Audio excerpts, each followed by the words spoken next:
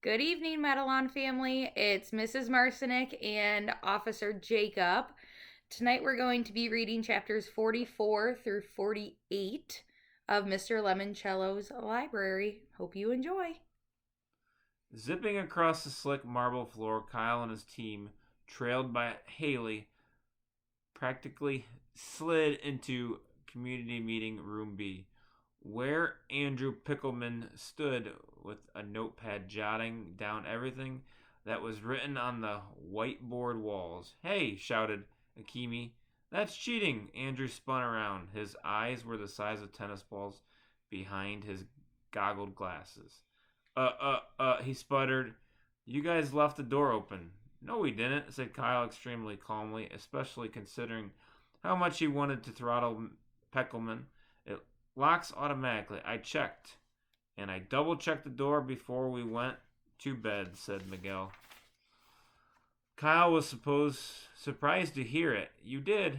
You bet, bro. It's what teammates do. They knock knuckles." "Well, you don't have anything but a stupid list of stupid books and stupid authors and a stupid Bible verse."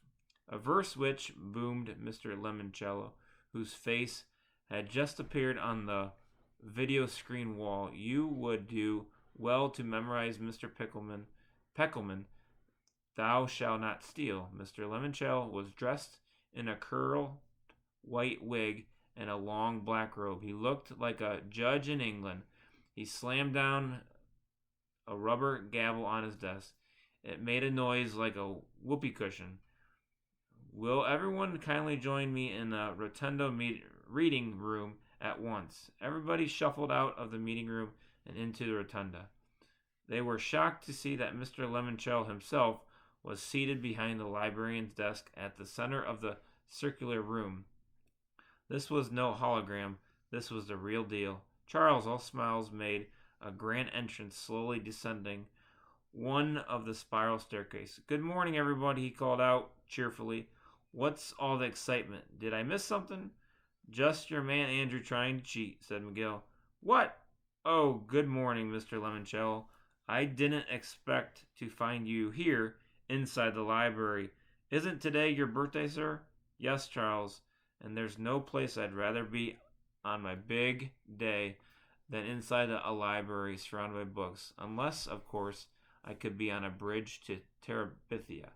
"Well, sir, I must say, you're certainly looking fit and trim. Have you been working out?" "No, Charles. Today I will be working in." "I beg your pardon?" "Today I will be working here inside the library, supervising the final hours of this competition." "Oh, I don't think it will take hours, sir," said Charles. "Not to brag, but I suspect some of us will be going home very soon." "You are correct. For instance, Mr. Peckelman. He will be leaving right now." "What?" whined Peckelman. "Why?" "Because you cheated. You tried to steal the other team's hard-earned information." Peckelman's eyes darted back and forth. "It wasn't my fault. It was Charles's idea." He wiped up his arm and waggled his finger. "Charles told me to do it. He made me do it. Mr. Peckelman, please approach the bench, which in this instance is actually a desk. Let me see the library card you used to gain access to community meeting room B." Somewhat reluctantly, Andrew handed it over. "Is your name Sierra Russell?" "No, sir," Andrew said to his shoes. "He stole my card," said Sierra. She opened her latest book and pulled out the library card bookmark. "Whose card do you have, Sierra?" asked Charles. "Andrew Peckelman's." "Ah," said Charles, "you pulled the old switcheroo, eh?" "Because you told me to," said Peckelman. "Really?" Charles said, sniggering. "How dare you make such a scandalous accusation? Do you have any proof?" "I don't need any stupid proof. You boiled bullied me into stealing Sierra's card." Mr. Lemoncello banged his gavel again. "And thus ends the story of Andrew and his terrible, horrible, no good, very bad Mrs. Bunny. A hologram of the old lady bunny from Good Night Moon hopped on top of the librarian's desk. Good night, Andrew, said the bunny. Your time with us is all through. Clarence and Clement, the security guards, appeared and escorted Peckleman out of the building. Sir, said Sierra, would you like Andrew's library card for the discard pile? No, thank you. That card is now property of Team Kyle. Haley Daly raised her hand. Yes, Haley. Kyle saw her shooting a withering glance at Charles. How may I help you, dear? Asked Mr. Lemoncello. Well, sir, if it's okay with you, I'd like to switch sides. I want to join Kyle Keeley's team. Chapter 45. Zap, said Mr. Lemoncello, waving his arms like a magician. Zip, you're now on Kyle Keeley's team. Haley, said Charles, how can you desert me? The same way you just deserted Andrew. Do we get her library card too?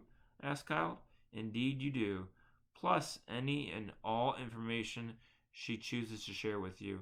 And also, Charles, I ask you, would you like to quit your team and join Kyle's? Excuse me? You know, all for one and one for all. Sir, with all due respect, that may have worked for those three musketeers in a trumped up work of fiction, but I am sorry, that is not how things work in the real world. Out here, it's every man for himself. What good is a prize if everyone wins it? I see, but Haley knows all the clues you've collected. True, sir, but I doubt she realizes what any of them mean. Kyle could see Mr. Lemoncello's nose twitch when Charles said that, and it wasn't happy bunny kind of twitch either. It was a joke, sir. Charles must have seen the nose twitch too. Oh, I see. Like the one about the boy named Charles. Hilarious. Remind me to tell it to you sometime. Anyway, be that as it may, I insist that you will be given a few extra clues to compensate for the fact that all your teammates are either being kicked out of the game or abandoning your ship. Mr. Lemoncello reached under the desk and pulled out a white envelope. This, Charles, is for your eyes only. Charles stepped forward and took the envelope. Thank you, sir. That is very generous. I know. You may also ask me one question, but please don't waste your time. Don't waste your question asking me where is the alternate exit, because I do not know. You don't know, Kyle said it before Charles could. Haven't a clue. This entire game was designed by my head librarian, Mr. Yanina Zinchenko, as my birthday present. But, said Akimi, you could just ask Dr. Zinchenko how to get out, right? Akimi Hughes, are you one of those people who read the last chapter of a book first to see how it ends? No, but good. But it's much more fun when the ending is a surprise. Dr. Zinchenko is the only one who knows how and where to exit this building without setting off all sorts of fire alarms. Any clues I personally delivered during the course of this game were completely scripted for me by Dr. Z. Okay, said Charles. Here's my question. Mr. Lemoncello raised a hand. Before you ask it, be advised your opponents will also hear my answers. Fine.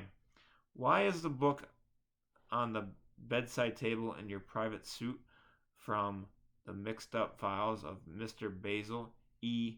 Frankweiler by E. L. Konigsberg? Because when I was your age, Mrs. Tobin, my local librarian, gave it to me. Miguel raised his hand. Yes, Miguel. Can we have one bonus question too? He asked politely. No, said Mr. Lemoncello. However, I will give you one bonus answer, which Charles, of course, will also hear. Your bonus answer is lodgepole, lollipolly, and Rocky Mountain White. What are three different kinds of pine trees? Said Charles, just to show off and to let Kyle's team know their bonus answers didn't give them any kind of advantage. I am I am told that is correct, said Mr. Lemoncello, touching his ear. He reached under the desk again and this time pulled up a 3 foot tall hourglass, a giant version of a red plastic timers that came as standard equipment in a lot of his games. He turned it over. It's the jumbo 3 hour size, he said as the sand started trickling down, because it is now 9 o'clock and you have only 3 more hours to find your way out of the library. Good luck, and may the best team, or in Charles' case, the best solo effort win. All right, chapter 46. Let's see what kind of real bonus clues Mr. Lemoncello was serving up today, Charles said to his empty conference room. He really didn't mind flying solo. It meant he wouldn't have to share his prizes when he won it. Winner won all, losers lost all. That was just the way the world rolled, and Charles knew he would win. After all, he was a Chitlington. They never lost. Even if he had wasted his question about the mixed-up files book, turned out that Mr. Lemoncello was just a sentimental sap like Kyle Keeley.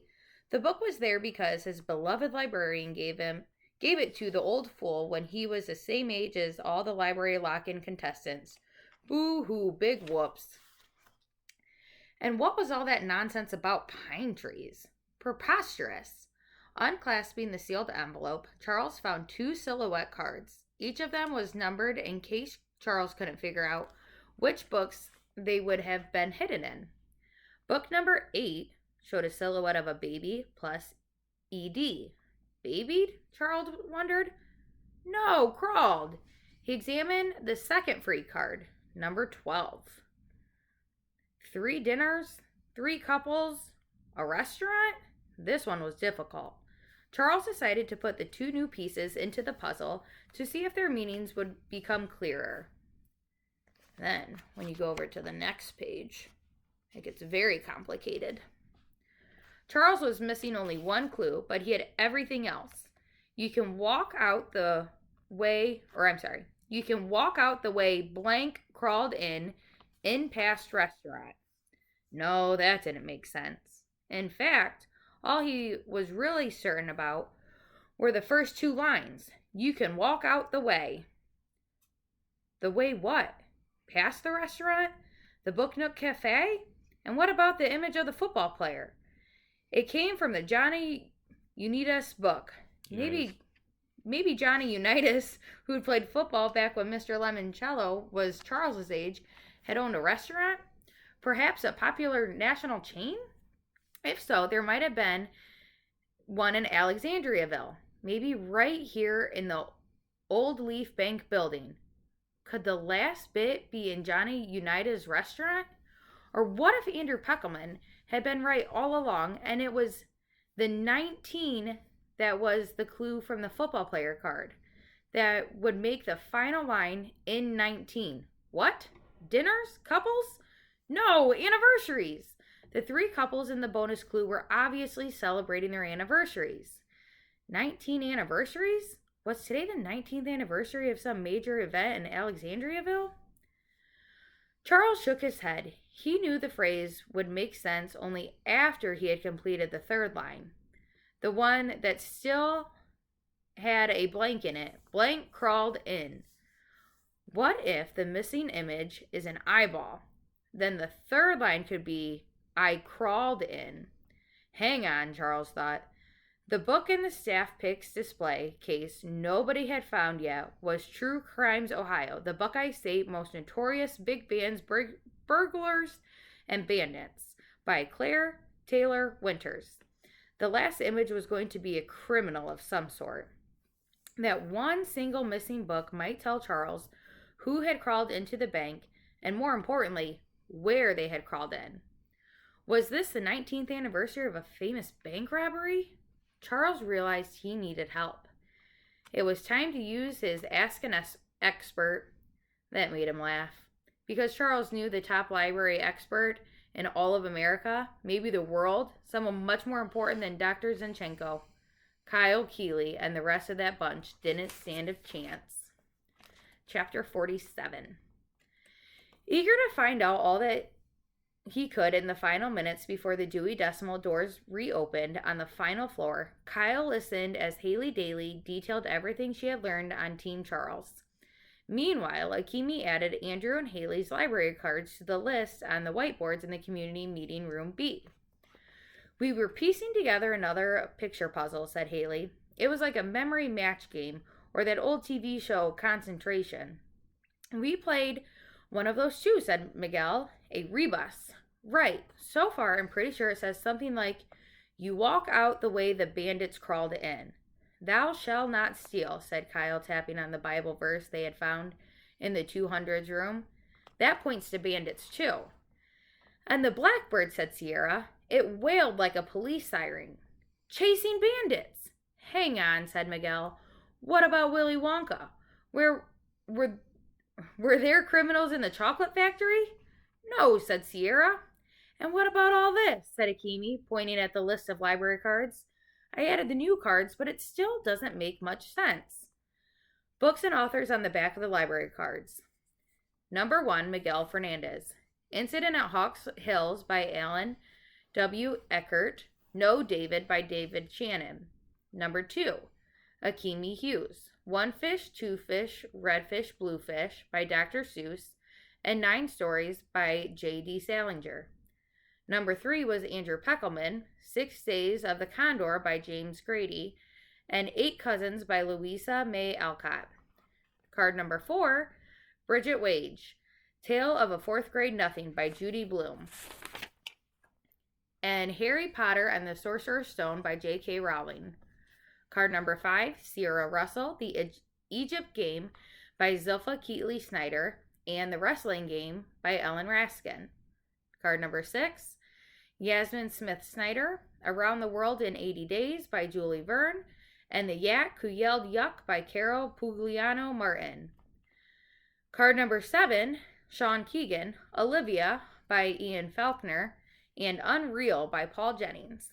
Card number 8, Haley Daly, Turtle in Paradise by Jennifer Holm, and A Wrinkle in Time by Madeline Leange. Card number 9, Rose Vermette, All of a Kind, Family by Sydney Taylor, and Scat by Carl Hyacin. Card number 10, Kayla Corson, Anna to the Infinite Power by Mildred Ames, and Where the Sidewalk Ends by Shale Silverstein. Card number 11 is still unknown, Charles Chitlington. And then card number 12, Kyle Keeley, I Love You Stinky Face by Lisa McCourt, and The Napping House by Audrey Wood. Wow, said Haley. What a mess. Tell me about it, said Akimi. I don't think it's another author title game, said Sierra, like the one on the Wonder Dome. Huh? Said Haley. Long story, said Miguel. We'll save it for later. What we need, said Kyle, is some kind of clue to show us how to unscramble the list. Remember what Dr. Zinchenko said when the game started. Your library cards are the key to everything you will need. This clue is the big one, guys. We need to crack it. That's when Mr. Lemoncello popped his head in the door. Hello, I hope I'm not interrupting. We have 20 minutes till the doors open upstairs. Anyone up for an extreme challenge? And chapter 48. In case you forgot, said Mr. Lemoncello, extreme challenges are extremely challenging and sometimes extremely dangerous. Is Charles doing one? Asked Akimi. He might. I'm going to ask him if he'd like to next. Mr. Lemoncello had changed out of his judge's costume into some kind of cat burglar outfit. Black pants, ribbed black turtleneck, and a sporty black beret. Is that costume a clue? Asked Haley. Because it goes with the whole bandit theme. Don't know. But Dr. Zinchenko told me to wear it for the big finale. Is there going to be a big finale? Maybe with Charles, mumbled Kyle. We're sort of stuck. At least till 11, added Sierra. That's when the most important clue will appear on the ceiling. Really? Said Mr. Lemoncello. That Dr. Zinchenko. The woman knows how to build suspense. So let's do the extreme challenge, said Haley. What do we have to lose? The whole game, said Akimi. Not for all of us, said Kyle. I'll do the challenge. After all, I'm the team captain. You are? Said Haley. We had an election, said Akimi, yesterday. Oh, cool. But Kyle, said Miguel, if you blow the extreme challenge, you lose, bro. Not if my team wins. No, said Mr. Lemoncello. If you lose, Kyle, you lose. You will not be allowed to share the big prize. Fine. I'm going with you, said Haley. No, you're not, said Mr. Lemoncello. I have to. Look, we both know I'd be a fabulous spokesmodel for your games and stuff.